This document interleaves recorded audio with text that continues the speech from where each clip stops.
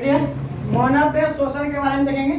मानव का शोषण जो है पूर्ण रूप से हम लोग कल देखेंगे, लेकिन अभी जो है शोषण का स्टेप किसमें किस प्रकार का शोषण होता है उसके बारे में।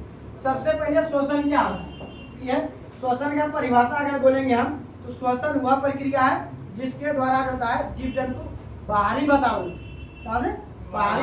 से ऑक्सीजन को ग्रहण करके आवश्यकता अनुसार जितना उसको आवश्यकता ऑक्सीजन का है उतना ऑक्सीजन को ग्रहण करके कोशिका तक पहुंचाता है। कोशिका में उसका विखंडन होता है। विखंडन होने के बाद वो होता है अब जो अभिक्रिया करने के बाद वो जो होता है उत्कृष्ट जो होता है कार्बन डाइऑक्साइड फिर बाहर निकलता है। उसको हम लोग क्या कहते हैं, शोषण। बाहरी वातावरण से ऑक्सीजन को ग्रहण करना इस शोषण कहलाता है। शोषण भी दो प्रकार का होता है, जिस तरह हम लोग देखे थे शोषण दो प्रकार का होता है। एक होता है शोषण वायवीय शोषण, एक होता है अवायवीय शोषण। वायवीय शोषण वैसा शोषण होता है जो कि ऑक्सीजन की उपस्थिति में पूर्ण होता है। जो शोषण ऑक्सीजन की उपस्थिति में पूर्ण हो उसे वायवीय शोषण है कहते हैं। और धरती पर जितना जीव जंतु और मानव है यह सभी वायवीय शोषण का होता है। कौन शोषण का उदाहरण है? वायवीय शोषण। अब है अवायवीय शोषण। कौन शोषण है? अवायवीय शोषण। अवायवीय शोषण जो होता है यह शोषण ऑक्सीजन की अनुपस्थिति में होता है। ऑक्सीजन की अनुपस्थिति में, और याद रखिएगा ऑक्सीजन की अनुपस्थिति में होता है तो हिस्ट में होता है। हिस्ट में होता है। हिस्ट में किण्वन विधि के द्वारा होता है हिस्ट में। उसके बाद हम लोग देखें कि सबसे अच्छा है कि शोषण का समीकरण। शोषण का समीकरण जो है C6H12O6 जो है कि ग्लूकोज का फॉर्मूला। C6H12O6 ग्लूकोज का फॉर्मूला है। ग्लूकोज में जब कार्बन का ऑक्सीजन का 6 अणु से ऑक्सीजन भाग लिया, अभिक्रिया करवाए तो 6CO2 प्लस 6H2O प्लस ऊर्जा के रूप में मिला। यही है एटीपी ऊर्जा के रूप में मिला। एटीपी का पूरा नाम है एड्रोसाइन ट्राइफॉस्फेट, जो कि 38 एटीपी मिला।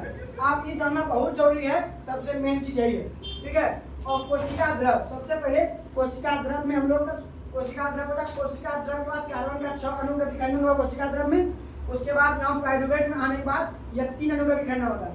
सबसे पहले है कि ऑक्सीजन की अनुपस्थिति में, इसको बाद किसमें? ऑक्सीजन की अनुपस्थिति में। ऑक्सीजन की अनुपस्थिति में होता है ईस्ट में किण्वन विधि के द्वारा। कौन विधि के द्वारा?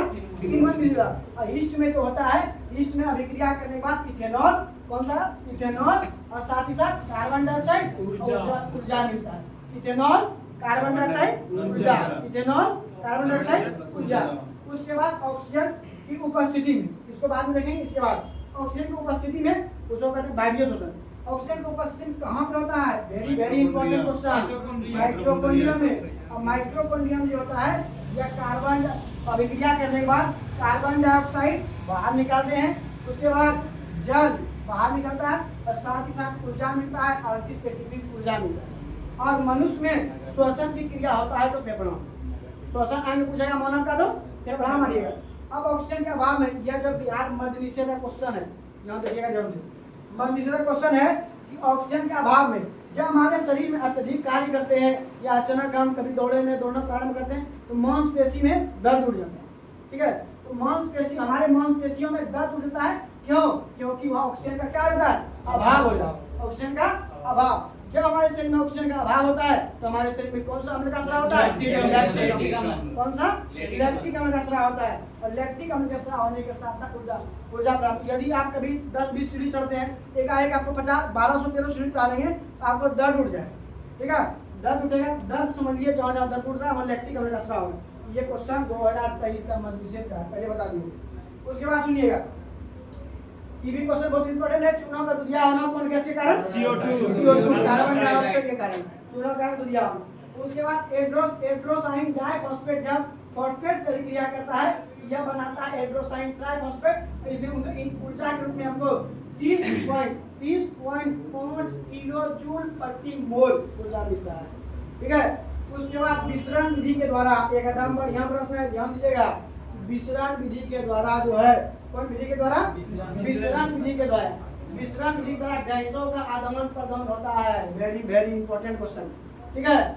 और उसके बाद मेन जो है फिर मानव में जो है श्वसन अंग जो है वो है फेफड़ा। मानव का श्वसन क्या है? फेफड़ा है। और मछली का श्वसन गिल्स या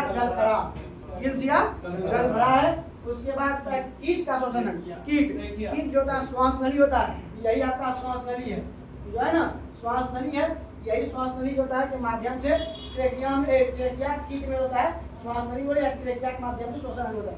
लेकिन एक मेढक जो है ये तीनों माध्यम में, जब मेढक धरती पे रहता है, स्थल पे रहता है, वह श्वसन की क्रिया फेफड़ा के द्वारा करता है। जब जो होता है वह जो मेढक जल में रहता है वह श्वसन की क्रिया कीट के द्वारा करता है।